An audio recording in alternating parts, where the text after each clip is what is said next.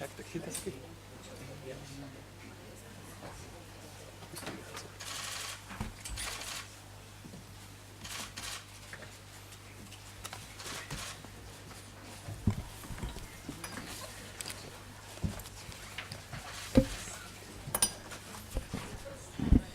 Esto póngase un poco bajo, que si no... Sí. Isaac, bájate un poquito el micrófono, que si no luego la retransmisión sale raro.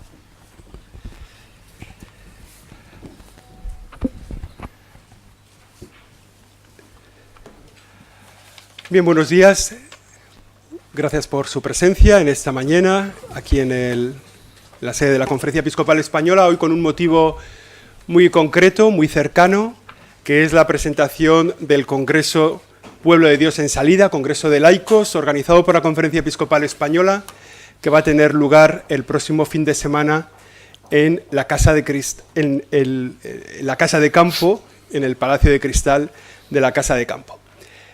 Para hablar de este congreso están con nosotros el secretario general de la Conferencia Episcopal, don Luis Argüello, y también Isaac Martín, que es uno de los responsables, digamos, director ejecutivo de la organización de este congreso, junto con un equipo grandísimo de personas que han colaborado en todos los órdenes, desde la logística hasta la organización de los contenidos.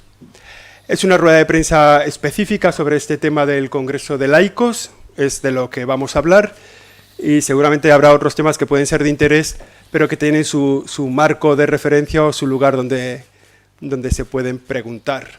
Pero hoy específicamente hablaremos de esto.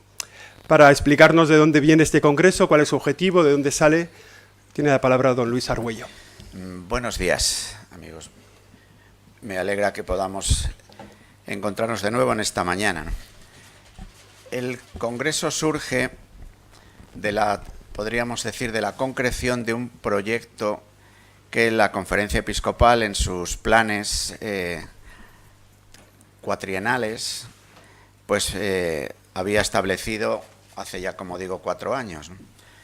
Estableciendo que al final de este recorrido de los 4 años, que iba a suponer también el final del tiempo en el que los órganos de la Conferencia Episcopal realizan, digamos, su servicio, hasta ahora de 3 años, a partir de ahora de 4 años, pues se había planteado el realizar un congreso de evangelización al final de este periodo, que es en el año 2020. Avanzando en la reflexión sobre cómo podría ser el congreso de evangelización, pues vimos la necesidad de que este congreso fuera una llamada al pueblo de Dios a acoger la propuesta del Papa Francisco en Evangelii Gaudium de ser un pueblo de Dios en salida. Y este pueblo de Dios en salida está constituido fundamentalmente por lo que en la Iglesia llamamos la vocación laical. Los laicos son la Iglesia en el mundo, los laicos pueblo de Dios en salida, por supuesto, acompañados por los pastores que hacen presente al mismo Cristo en su palabra, en la Eucaristía, en el acompañamiento y con gotas de presencia de la vida de especial consagración que nos hacen también caer en la cuenta de cuál es el horizonte de plenitud, la meta en esta peregrinación que el pueblo de Dios en salida realiza. Precisamente como Evangelii Gaudium del Papa Francisco es una referencia fundamental en los trabajos de preparación del Congreso, pues este Congreso se plantea impulsar la conversión pastoral y misionera del laicado en el pueblo de Dios como signo e instrumento del anuncio del Evangelio de la esperanza y de la alegría. Entonces, desde ahí podríamos decir que lo que este congreso está queriendo ser en la Iglesia española, pues ya tiene unos cuantos meses de recorrido, ¿no? Desde la propia convocatoria del mismo se ofrecieron unos cuestionarios que han dado pie a que prácticamente todas las diócesis de España y un número grande de movimientos, asociaciones y comunidades hayan estado realizando el llamado trabajo precongresual. Han sido pues casi 2.500 grupos, 37.000 personas, la práctica totalidad de las diócesis de España, las realidades asociadas de los laicos, los que han contribuido no solamente con su trabajo para ofrecer unas respuestas, sino ya en las mismas diócesis para ser un fermento de movilización del apostolado seglar, del laicado en nuestras respectivas diócesis. Con todo ese trabajo se ha elaborado un documento, un Instrumentum Laboris, para culminar la preparación de este Congreso de Laicos y para guiar de alguna manera el trabajo del Congreso, que comenzará el día 14, un día importante para las tiendas y los anuncios de televisión y la vivencia de la vida ordinaria. Es el Día de los Enamorados.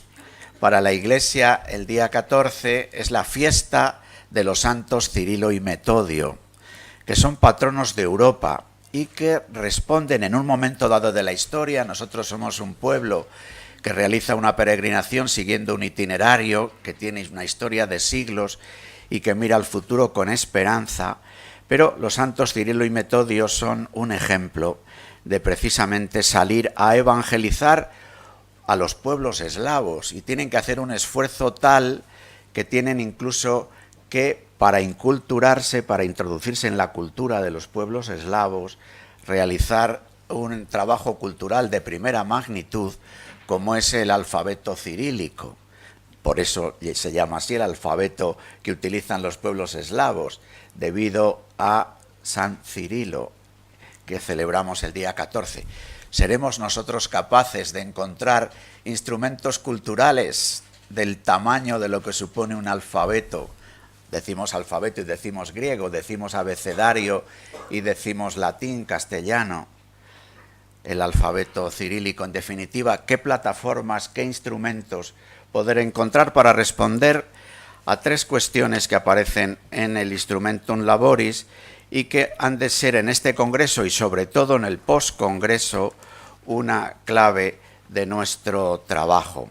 Así, en la cuarta parte del Instrumentum Laboris, en el elegir, dice: 3 preguntas nos ayudan a organizar la reflexión. ¿Qué actitudes convertir? ¿Qué procesos activar? ¿Qué proyectos proponer? En 4 itinerarios que, vividos en este congreso, incluso en la logística misma de organización del congreso, supone un desafío el organizar el trabajo en estos 4 itinerarios. Primer anuncio, acompañamiento, procesos formativos y presencia en la vida pública. En cada uno de estos 4 itinerarios que marcarán la senda del post-congreso, qué actitudes convertir, qué procesos activar, qué proyectos proponer.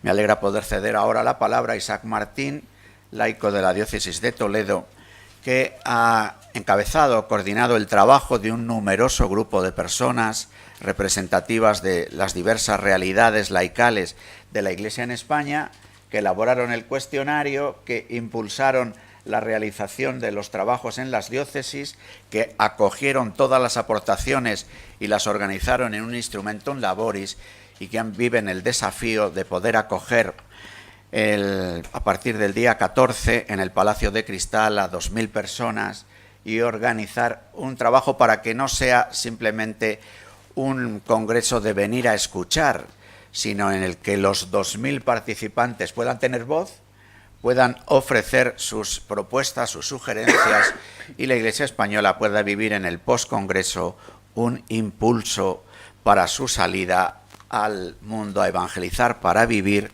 lo que se dice también en la portada misma del Instrumentum Laboris: vivir el sueño misionero de llegar a todas las personas. Muchas gracias, don Luis. Buenos días a todos, y también a los agradecimientos por su presencia hoy aquí. Efectivamente, como don Luis ha explicado, este congreso tiene una doble particularidad. Por un lado, no es un evento aislado que se va a desarrollar durante 3 días en Madrid durante este fin de semana, sino que forma parte de todo un proceso que comenzó en el pasado mes de abril de 2018 con esa encomienda por parte de la Conferencia Episcopal Española a la Comisión Episcopal de Apostolado Seglar de organizar un congreso dedicado específicamente a reflexionar sobre la vocación y la misión de los fieles laicos. Este proceso lo hemos articulado en 3 etapas. La primera ya se ha desarrollado, la etapa precongresual, en la que el énfasis se puso en las diócesis y en las asociaciones y movimientos a nivel nacional, y que es el que ha permitido precisamente esta amplia participación. Estamos hablando, como muy bien señalaba don Luis, de 2.485 grupos integrados por más de 37.000 personas que han trabajado ese documento cuestionario y han sido la base de la determinación de los contenidos de todo el proceso. Esa fase precongresual también tuvo un momento culminante en las distintas diócesis con la organización de un encuentro diocesano de laicos, de tal manera que con ello conseguíamos hacer llevar el proceso a la concreta realidad diocesana.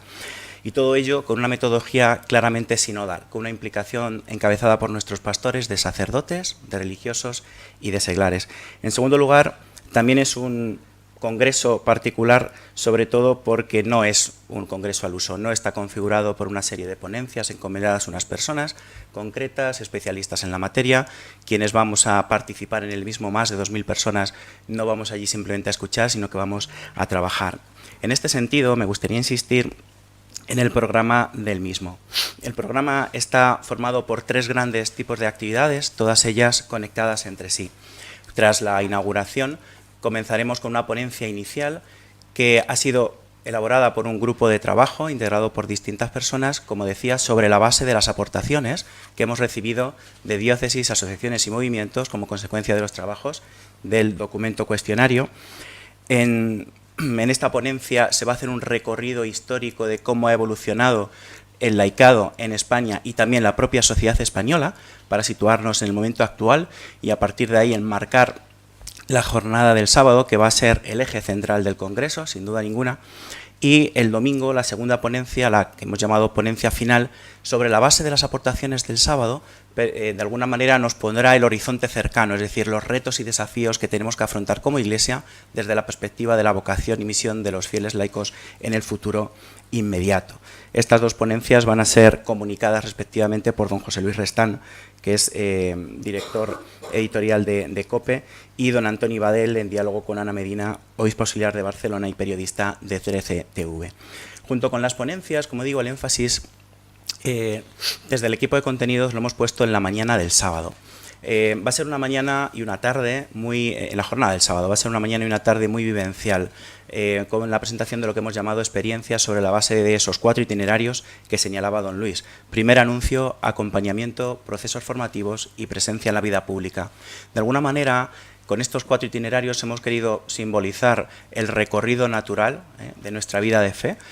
Conocemos a Jesucristo porque alguien ha realizado un primer anuncio, somos acompañados por nuestros hermanos mayores y eso nos hace vincularnos más fuertemente a la Iglesia, adquirimos una formación integral, permanente, que nos lleva a dar motivos de nuestra esperanza, y todo ello nos conduce con naturalidad a hacernos presentes en la vida pública para estar junto con las personas en sus anhelos y necesidades. Pero de alguna manera también estos 4 itinerarios ponen el énfasis en los 4 aspectos fundamentales en los que se debe centrar nuestra vocación como fieles laicos. Esta es la parte esencial de nuestra misión. Pues bien, estos 4 itinerarios comenzarán con una ponencia que va a permitir enmarcar sus contenidos fundamentales, y a ello le seguirá la presentación de experiencias acompañadas de testimonios que nos van a permitir conocer mejor esas experiencias que se están llevando ya a cabo en diócesis, en movimientos y asociaciones en nuestra Iglesia española. De alguna manera, las 10 líneas temáticas que conforman cada uno de estos itinerarios son necesidades que hemos detectado sobre la base de las respuestas al documento cuestionario y a las que debemos de dar respuesta como Iglesia. Y precisamente por ello hicimos un llamamiento a las diócesis, a las asociaciones, a los movimientos, para que de alguna manera nos presentaran qué respuestas se están dando en estas concretas realidades eclesiales en nuestro país. Pues bien, estamos hablando de más de 200 personas que van a presentar más de 100 experiencias, lo cual pone manifiesto que tenemos una Iglesia viva, que tenemos a fieles laicos que están dando su vida en las distintas realidades, no solo a nivel eclesial, sino sobre todo en medio del mundo. Como continuación de las experiencias y los testimonios, y esto también es una parte clave, desarrollaremos lo que hemos llamado grupos de reflexión. En grupos pequeños de 25 personas vamos a trabajar esas tres preguntas que anunciaba antes don Luis. ¿Qué actitudes hemos de convertir, qué procesos hemos de activar y qué proyectos podemos proponer? Esas aportaciones van a ser remitidas a la Comisión de Contenidos, sintetizadas y conformarán una parte importante de la ponencia final. Por eso también me gustaría insistir en la particularidad del Congreso. La ponencia final en parte no está escrita, la vamos a escribir los congresistas como fruto de nuestro trabajo. Por terminar el programa y dar una serie de datos estadísticos, me gustaría insistir en que se va a poder seguir el Congreso a través de redes sociales y por streaming, tanto las ponencias, la jornada del viernes como la del domingo. En la página web del Congreso estarán las ponencias de la jornada del sábado inmediatamente colgadas, y también en la existencia de dos signos que hemos querido poner de manifiesto para de alguna manera ayudar al trabajo de los congresistas. En primer lugar, un signo interno. Existirá en la sede del Congreso, en el espacio donde se va a celebrar el Congreso, una capilla de oración. Hemos pedido colaboración a no congresistas para que de alguna manera apoyen con la oración los trabajos que se van a desarrollar por parte de estos, y junto con ello un signo externo.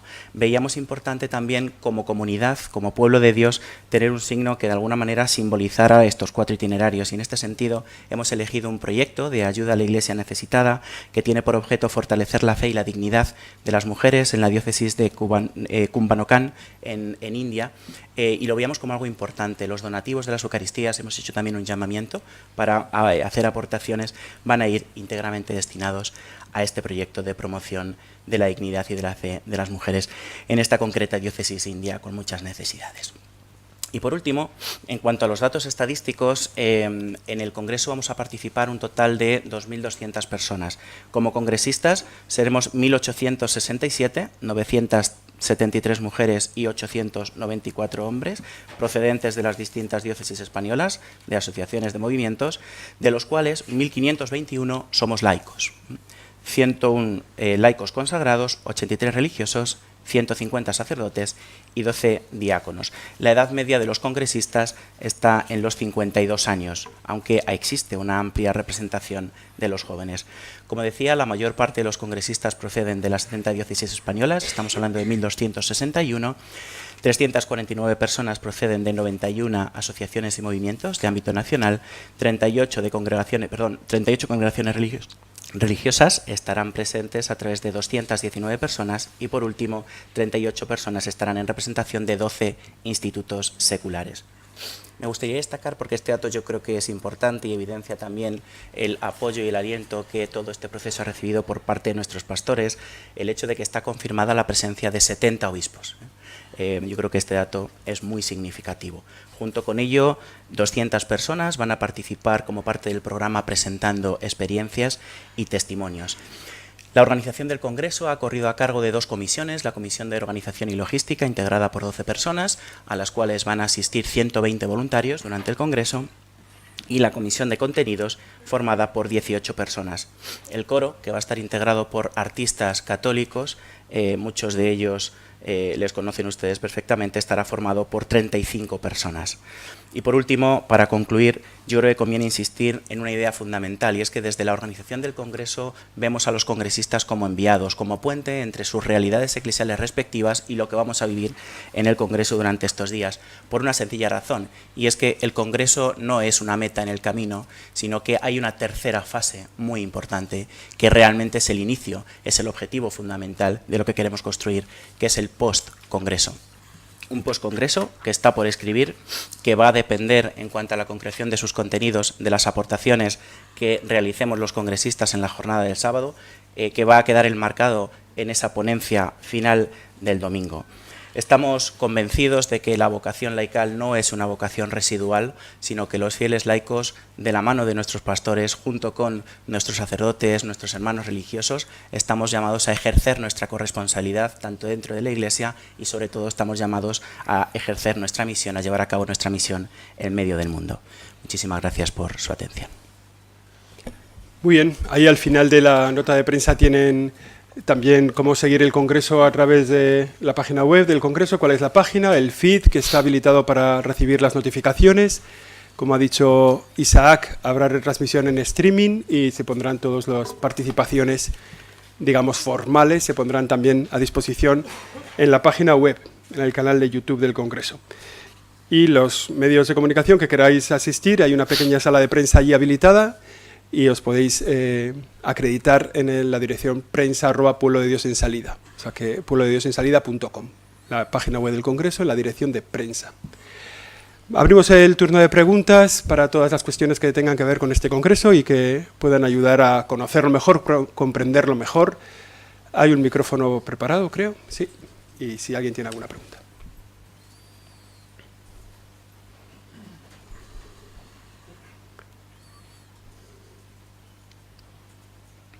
Buenos días, José Lorenzo de la revista Vida Nueva. En primer lugar, me gustaría saber, han dicho que participan prácticamente todas las diócesis. Me gustaría saber cuántas no participan y la razón por la que no participan, si no hay laicos o hay alguna otra cuestión, ¿no? Y en segundo lugar, me gustaría si me pudieran hacer una pequeña valoración de cómo llega el laicado español a este congreso tan importante y qué esperan. ¿Cómo esperan que salga el laicado de estos 3 días intensos de trabajo? Gracias. Muy bien, pues está confirmada la presencia de 69 diócesis de las 70 y la diócesis que no puede estar presente es por una razón muy concreta y es que están en un proceso sinodal, es una diócesis muy pequeña y han decidido en un ejercicio de discernimiento bueno, pues dar prioridad a ese proceso interno diocesano y por tanto no participar. En cuanto a cómo llega el laicado a este congreso, ciertamente, y esto ha quedado muy bien evidenciado en el instrumento de trabajo, hemos detectado sobre la base de las propuestas un laicado con luces y sombras, un laicado que está en mayor medida siendo consciente de la vocación y de la misión a la que está llamado, sin duda ninguna, que ha asumido un compromiso eclesial más fuerte, que al mismo tiempo también es más consciente de la necesidad de hacerse presente en la vida pública, pero al mismo tiempo también hemos visto que no deja de ser una mínima parte dentro de todo el pueblo de Dios la que siente esto y bueno, pues por tanto, en este sentido veíamos que hay mucho por hacer, ¿no? Y básicamente había 2 grandes prioridades. Una, la de la formación, entendida en sentido amplio, como formación integral y permanente, para dar razones de nuestra esperanza, y otra, la de hacernos más presentes aún en la vida pública, acompañando a los hombres y mujeres de hoy en día en sus anhelos y necesidades. En cuanto a qué se espera del post-congreso, yo creo que para mí y para todo el equipo organizador, el mensaje fundamental es que el futuro depende de nosotros. Es decir, no hay nada preconfigurado, no hay nada escrito. Vamos a trabajar en los aspectos esenciales sobre la base de los 4 itinerarios. Vamos a tener una ponencia final que también ha sido escrita colectivamente sobre la base de esas aportaciones y a partir de ahí iremos viendo. La propuesta, el seguir dando continuidad a este proceso iniciado, profundizando en todos y cada uno de los itinerarios, en esas líneas temáticas que los conforman, con encuentros anuales en los próximos años. Por supuesto, desde el momento en que entendemos que los congresistas son enviados por sus diócesis, esto es algo en lo que se ha insistido mucho. También la idea es proyectar lo vivido en estos 3 días en las distintas realidades diocesanas de procedencia y también en los movimientos y asociaciones a nivel nacional. Pero yo creo que el mensaje es este, ¿no? Que el futuro no está escrito, depende de nosotros y hay un firme propósito y yo creo que esta va a ser la clave del Congreso, ¿no? El transmitir esa ilusión, esa esperanza, esa certeza de que los fieles laicos estamos llamados a algo grande, no solo dentro de la Iglesia, sino en medio del mundo, que tenemos mucho que aportar, que la Iglesia tiene propuestas concretas ante las necesidades de las personas hoy en día y por tanto que hemos de estar ahí, ¿no? Tenemos aquí, después de ahí. Buenos días, Laura Ramírez de Europa Press. Quería preguntar, ¿se puede contabilizar el número de laicos que hay en España? ¿Y qué proyectos están llevados a cabo dentro de la Iglesia solo por laicos? ¿Y qué diócesis sería, creo que no ha citado, cuál es la que no participa? Gracias. Muy bien, la diócesis, si me equivoco que se me corrija, es Solsona, por el que está en este proceso y por tanto es una causa dialogada con su obispo y digamos no hay nada extraño en esa ausencia, sino que es algo absolutamente lógico y normal. En cuanto al número de laicos en España, teniendo en cuenta que laicos somos todos los bautizados, pues sería de tanto como decir los bautizados que no son sacerdotes ni religiosos, ¿no? Entonces yo el dato estadístico no lo tengo. Sí que hay un dato, y es que hay en torno a 400.000 laicos asociados, que pertenecen, asociados censados, ¿no? Que pertenecen a movimientos y asociaciones activos, con vida pastoral. En cuanto a las distintas iniciativas que estamos llevando a cabo los laicos en España, pues serían incontables. En el Congreso se van a presentar más de 100, todas ellas protagonizadas por laicos, todas ellas van a ser presentadas por laicos, en algunos casos acompañados de sacerdotes, evidentemente, muchas de carácter diocesano, otras muchas de movimientos y asociaciones, pero insisto, protagonizadas por laicos, porque esto es algo que realmente habíamos visto claro desde el principio. Es un congreso de laicos que ha de ser protagonizado por los laicos y, por tanto, hemos de ser los laicos quienes presentamos estos proyectos. Claro, por eso es tan importante la promoción de esta vocación, para tomar conciencia, si vale la expresión que es un poco coloquial. Yo diría que nosotros quisiéramos impulsar en que cada uno de los bautizados quisiera, entre comillas, meterse a laico, como a veces decimos meterse cura o meterse monja, ¿no? Pues asumir esta conciencia que el bautismo, la confirmación y la participación de la Eucaristía significa. Para lo cual seguramente en esta hora sea muy importante la vinculación asociada a la vivencia comunitaria, porque lo que los laicos realizan hoy en la Iglesia, pensemos en los miles de catequistas, miles de miembros de las cáritas parroquiales, de personas que están en la pastoral de la salud, de personas que son en sus familias, en su trabajo, en la sanidad, en la enseñanza, en la empresa de cualquier tipo, de una manera sencilla, siendo testimonio del amor, de la esperanza y de la alegría del Señor. Eso está ahí como una de red capilar extendido por toda la sociedad española. Pero es cierto que hace falta una toma de conciencia de esta singular vocación de presencia en el mundo. Lo que, por ejemplo, la doctrina social de la Iglesia viene llamando, ya desde Pío XII hasta el último Papa, el vivir la caridad política, la caridad social, la caridad en los ambientes e instituciones en donde se desarrolla la vida de los llamados fieles laicos. Buenos días, José María Navalpotro de Mundo Cristiano. Yo tenía dos cuestiones, una cuestión concreta, que es la ponencia final, por lo que he entendido no está escrita, sino que imagino que habrá unas líneas que se modificarán conforme a la jornada del sábado. Quería saber en concreto quién la va a redactar, porque al final es una o dos personas o las que sean las que lo redactan.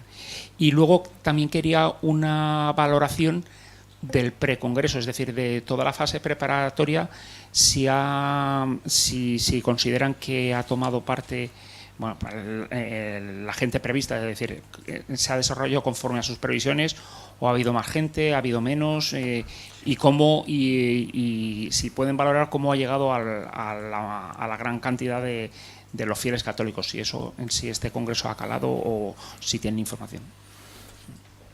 En cuanto a la ponencia final, una parte está escrita. En lo que no está escrita es la parte conclusiva, la parte final. Esa parte que está escrita, de alguna manera, directamente trae su causa de las inquietudes transmitidas en las aportaciones al documento de trabajo que se ha estado trabajando en las diócesis, asociaciones y movimientos. Esa parte ya está escrita. Pero la parte que está por escribir es las de las propuestas. Esto se va a articular sobre la base de los 4 itinerarios. En cada itinerario, teniendo en cuenta el contexto de las respectivas líneas temáticas, se va a responder a estas 3 preguntas que hemos mencionado: qué actitudes convertir, qué procesos activar, qué proyectos proponer. La misión de los moderadores y secretarios de cada uno de los grupos de trabajo, estamos hablando de 80 grupos de trabajo en la mañana, 80 grupos de trabajo en la tarde, va a consistir en plantear de manera sintetizada esas propuestas, y las mismas van a ser recibidas por miembros del equipo de contenidos. Hay 2 personas responsables de ello, pero va a ser una labor de conjunto. Esas 2 personas responsables son Coldo Gutiérrez, que es un religioso salesiano, y yo seremos de alguna manera quienes vamos a recibir esas propuestas, sintetizarlas y junto con el resto de miembros del equipo de redacción de la ponencia final y los responsables de cada uno de los itinerarios, porque hay una persona responsabilizada, pues recogeremos las propuestas, las sintetizaremos, no dormiremos, evidentemente, y las plasmaremos en la ponencia final. En cuanto a la valoración del precongreso, yo creo que ha superado todas las expectativas. Hay que tener en cuenta una realidad, y es que la decisión de llevar a cabo este congreso se adopta en abril de 2018, se nos presenta en el mes de junio en una jornada extraordinaria a los delegados de Apostolado Seglar y a los presidentes de movimientos y asociaciones, y estamos hablando de poco más de año y medio de trabajo. No había nada hecho, simplemente habían marcadas dos cosas. La fecha, tenía que ser febrero de 2020, y el tema, un congreso sobre el laicado. A partir de ahí todo lo hemos construido entre todos, ¿no? Y precisamente yo creo que, teniendo en cuenta que el plazo era escaso, teniendo en cuenta que había que involucrar a todas las diócesis españolas y a los movimientos y asociaciones, bueno, pues creo que hemos superado las expectativas. Ese dato de 37.000 personas, de casi 3.000 grupos de trabajo, que haya llegado propuestas de las diócesis, de los movimientos, de las asociaciones, yo creo que hace que sea auténticamente realista el afirmar que ha sido todo un éxito. Pero más allá de estos datos estadísticos, basta con estar en contacto con las distintas realidades eclesiales. El gran fruto del Congreso ha sido la ilusión y la esperanza que ha generado, y esto quienes estamos en la organización lo estamos percibiendo cada día, ¿no? Y al mismo tiempo esta idea de la sinodalidad, en que de todas estas comisiones hayamos formado parte conjuntamente obispos, sacerdotes, religiosos y seglares, trabajando mano a mano en un ejercicio conjunto de discernimiento, a todos nos ha hecho ver no solo que el Congreso merecía la pena, sino que todo el proceso está dando ya frutos y está llamado a dar muchos más. En varias diócesis que las delegaciones de apostolado seglar estaban un tanto adormecidas, quizás, ha servido, de hecho, el encuentro convocado aquí posteriormente de los equipos de las delegaciones de apostolado seglar, pues se vio un crecimiento desde el primer encuentro al que ha hecho referencia Isaac al segundo grande, ¿no? Mi experiencia en mi propia diócesis de Valladolid, que es una diócesis media, pues también va en la línea de lo que tú estás apuntando, ¿no? Además de la participación concreta de las personas que han estado en los equipos y que han contestado, ha habido otro círculo alrededor de él que se ha hecho presente en los encuentros diocesanos tenidos al hilo del propio Congreso, ¿no? Con lo cual hay este grupo concreto que están, digamos, con nombres y apellidos, hasta numerados las personas que has dicho que han participado, los grupos y demás, y luego hay por lo menos otro círculo. Con todo, desde la reflexión que yo hacía antes de este deseo de crecer en la experiencia de caminar juntos, de tener equipos, comunidades concretas donde compartir, vivir la fe y hacer una lectura creyente de la realidad, y la promoción de la identidad y la espiritualidad laical desde la caridad política, es evidente que el campo por realizar es muy amplio. O sea que en ese sentido el impulso a realizar es inmenso, ¿no? Pero afortunadamente podemos decir que contamos con esta realidad ya en marcha y esperamos poder impulsar a partir del 16 de febrero este mismo caminar conjunto. Sí. Buenos días, Minerva Oso de Radio Nacional. Quería hacer dos preguntas sobre el Congreso y no sé si se puede hacer una sobre otro asunto que no tiene nada que ver con el Congreso. Seguro que hacerse se puede hacer y luego ya veremos si se puede contestar. Bien, bueno, sobre el Congreso hablaban de esa media de edad, de creo 52 años. Quería preguntar si saben más o menos la media de edad de esos 400.000 laicos asociados de comunidades, porque creo que es importante que haya ese relevo generacional, ¿no? Para que, bueno, pues se amplíe esa comunidad o se mantenga. Y también teniendo en cuenta que bautizados no sé cuántos somos, muchos me imagino, porque somos 46 millones de personas en España, 400.000 laicos asociados es una cifra pequeña. Entonces, un poco valorar esto. Y luego la pregunta fuera del Congreso sería sobre el anuncio de ayer del Gobierno de sacar a la comunidad benedictina del Valle de los Caídos, un poco la valoración de la Conferencia Episcopal. Efectivamente, la media de edad es de 52 años. En torno a un 10% de los participantes en el Congreso van a ser jóvenes de verdad, o sea, de 30 años para abajo. Una de las realidades que hemos detectado en este trabajo previo, en la fase precongresual, es que tenemos comunidades envejecidas. Esto resulta evidente, pero al mismo tiempo, como signo de esperanza, también había unanimidad a la hora de poner de manifiesto que, bueno, pues estamos asumiendo la necesidad de que los jóvenes tengan un mayor protagonismo. Seguramente el sínodo sobre los jóvenes que se ha celebrado recientemente ha contribuido a ello, ¿no? El dato de los 400.000 asociados, estamos hablando de personas que pertenecen formalmente a movimientos y asociaciones. Por ejemplo, no entran en ese dato las cofradías. Por ejemplo. Y la realidad de cofradías, las cofradías en España es la realidad de asociación laical más importante. Lo que ocurre es que están como vinculadas y en el organigrama general de la vida de la Iglesia, las cofradías, me refiero a las cofradías de Semana Santa, por ejemplo, u otras llamadas cofradías de gloria, en la vida de nuestras diócesis están más vinculadas a la devoción, al culto, a la religiosidad popular. Pero es verdad que ahí hay otro desafío, porque en el origen mismo de las cofradías en España, y yo creo que afortunadamente en muchas se mantiene, está un testimonio de fraternidad en la acción social. Es muy habitual y yo creo que afortunadamente creciente el número de cofradías que asumen proyectos sociales. Y en ese sentido quizás sea, por hacer un balance también autocrítico de este proceso, que la capacidad de convocatoria a las cofradías lo mismo no ha sido muy grande, quizás porque, os digo, que están situados en la propia vida de la Iglesia como en otro ámbito, pero yo creo que es la realidad laical en este momento de carácter asociado, me insisto, con lo que supone asociarse, que es pagar una cuota, incluso en muchos casos hacerse un hábito, es decir, que implica incluso un cierto compromiso económico y una presencia pública, bueno, como es la de las cofradías, que es en el mundo de las procesiones y demás, ¿no? Pero es una realidad laical asociada que supera el 1.000.000 de personas. Cuando hemos hablado aquí de 400.000 personas, al hablar de este otro tipo de asociaciones, movimientos que se sitúan más en el ámbito de lo que genuinamente llamamos apostolado seglar, ¿no? Y a los cuales habría que añadir los miles y miles y miles de laicos de parroquia, que no están contabilizados, pero que son fieles laicos que están llevando a cabo un compromiso importante en su concreta realidad, pero no están asociados. O sea que realmente el número de cristianos laicos que están efectivamente llevando a cabo una labor activa en sus concretas comunidades es muchísimo mayor.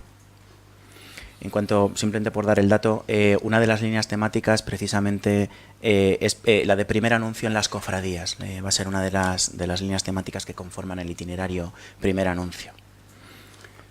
En relación a la última pregunta que planteabas, quizá no es el momento ni el contenido, ¿no? Pero bueno, lo siento. Había una pregunta detrás. Rafael Miner, de Palabra. Yo creo que el hecho de que existe una iglesia viva, pues como ha dicho Isaac, me parece una realidad. Enhorabuena por todo el trabajo de preparación del Congreso, tal, etcétera.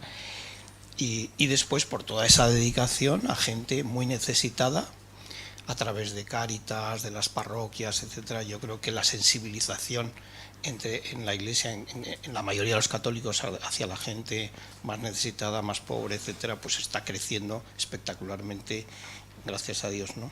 Mi pregunta iba un poco por la línea de que junto a esto parece que sí que hay un proceso de déficit, ¿no? De falta un poco de inculturización de la fe y también un poco de que desciende el número de católicos, digamos, desciende la práctica de los sacramentos, cuando se ven estadísticas de matrimonio, ahora que tengo aquí a Fernando, etcétera, pues de matrimonio religioso, ¿no? Por la Iglesia, como se dice coloquialmente, y algunas otras estadísticas. Yo recuerdo una intervención de don Luis en la Gran Vía hace unos meses, una conferencia extraordinaria sobre este particular y otros temas. Entonces, simplemente la pregunta era el tema de los creyentes no practicantes, ¿no?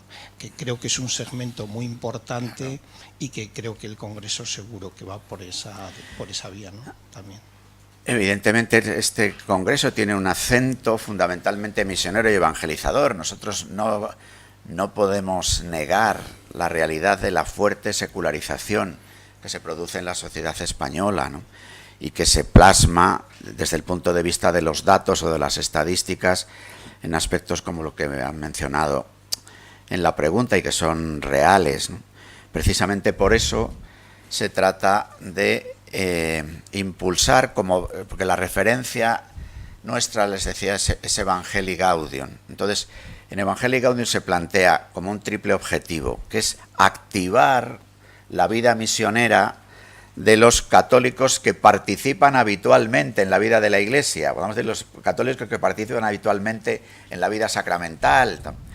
En un segundo círculo, lograr que esas otras grupo numeroso de personas en España que confesándose católicos, creyentes, pero sin embargo viven alejados de la vida comunitaria, del camino sinodal, del camino juntos que hacemos en la vida de la Iglesia. Ese sería un segundo objetivo, ¿no?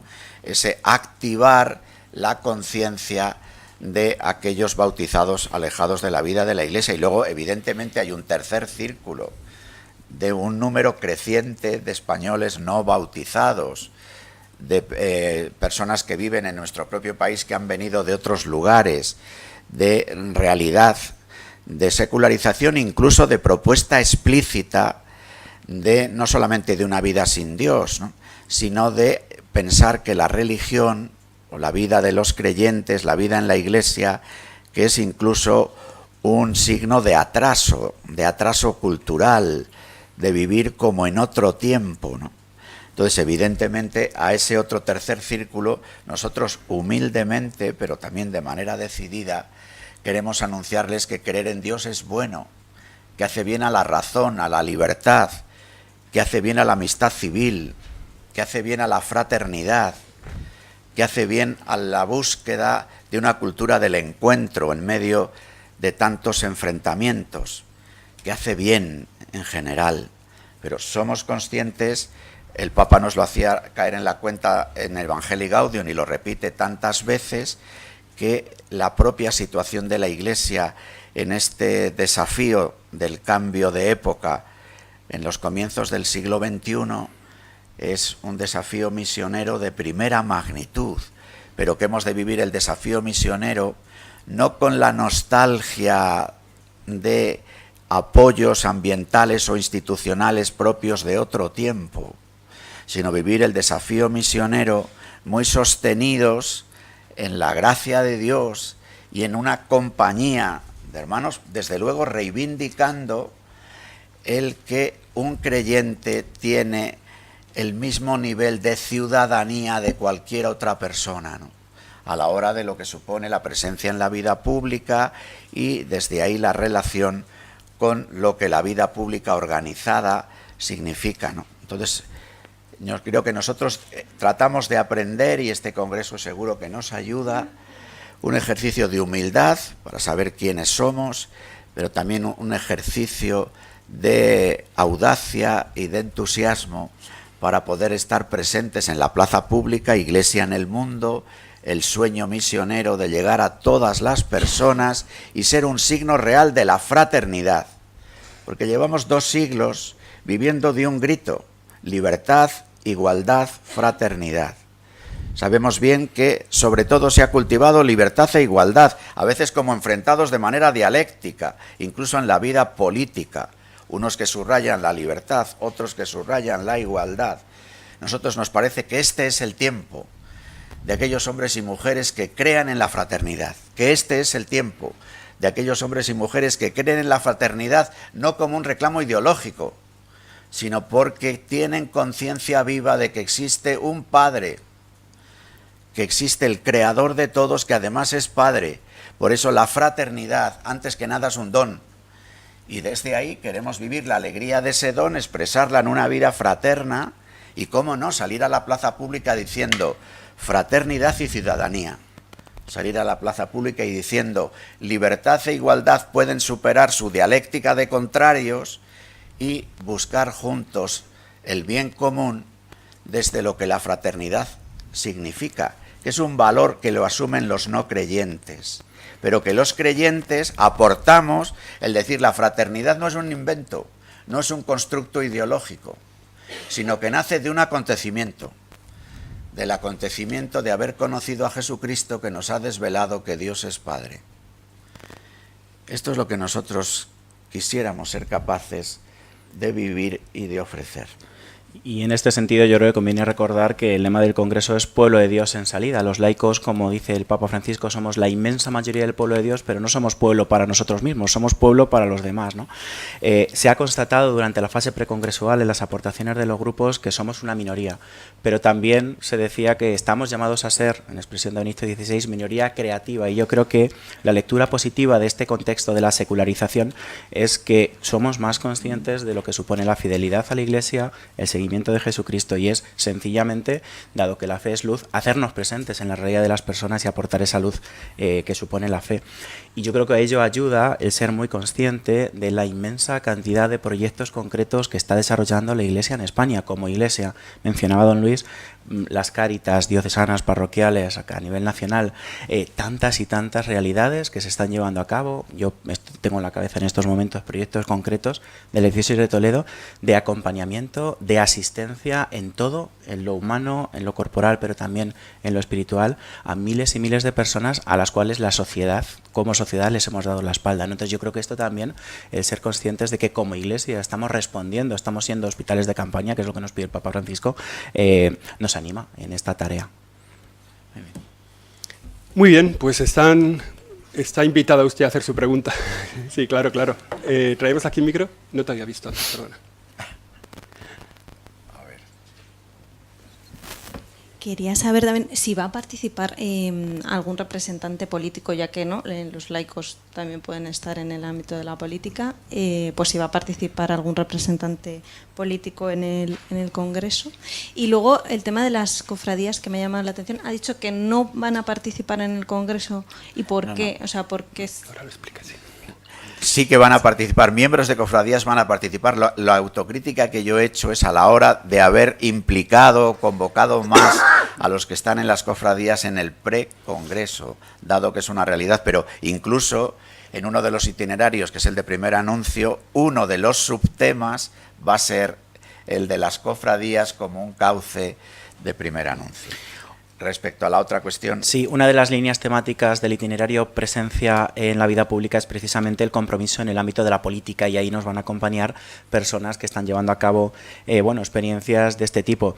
Y por supuesto entre los congresistas hay católicos que están comprometidos, que tienen responsabilidades políticas en sus comunidades autónomas y a nivel de ayuntamientos, pero bueno, que no solo son políticos, sino que son católicos en política, miembros de sus comunidades y participan como congresistas en representación de su diócesis, asociación o movimiento. Y desde el punto de vista institucional se ha invitado, pues este congreso se realiza en Madrid, parecía lógico poder invitar a las autoridades madrileñas, y la relación habitual que nosotros tenemos con la administración pública, siempre hay una Dirección General de Asuntos Religiosos, que se les ha comunicado y se les ha invitado. Ese sería un tipo de presencia institucional. Luego está la otra presencia de católicos que están en la vida pública y que van a participar si es que desde sus diócesis se les ha enviado, porque el número de personas que vienen enviados, es una representación de las diócesis, por eso hablamos de 1.800 y pico, que son de alguna representativos del resto.